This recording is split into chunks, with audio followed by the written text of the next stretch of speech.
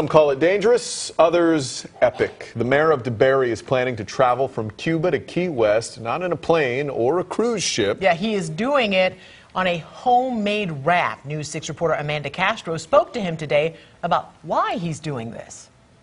4 barrels and a piece of plywood. This is it. Sink or swim. This is how Debary Mayor Clint Johnson is traveling from Cuba to Key West, all in an effort to share a journey he says has never been told. So that's just a piece of random metal and some plastic. But it will soon be an oar Debary Mayor Clint Johnson will use to prepare for his epic journey. I wanted to use all material that I knew I could get in Cuba to build it. Johnson is building a raft and will float on it by himself during the 90-mile trip from Cuba to Key West. He's trying to recreate the same journey many Cuban immigrants make to get to the United States seeking a better life. I empathize with what the journey, and it's something I really want to know more about what they go through to get here. Johnson spent several months speaking to federal agencies to get permission to go on the trip. The Coast Guard urging him strongly not to do it.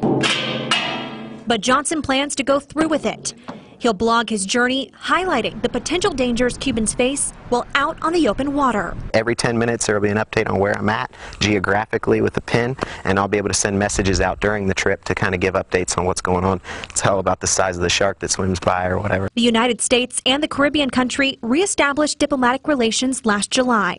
Johnson hopes his trip will help bring the two countries together. I'm writing about it and sharing about it and trying to bring more awareness to opening up these borders and being better neighbors. Despite the risks, Johnson says he's excited for the adventure and the opportunity to share an untold story. It's largely unreported, so I think it's a story that should be told. In Debary, Amanda Castro, News 6. Johnson leaves for Cuba in mid-April. Depending on the weather, he says the trip from Cuba to Key West can take anywhere from 2 to 10 days.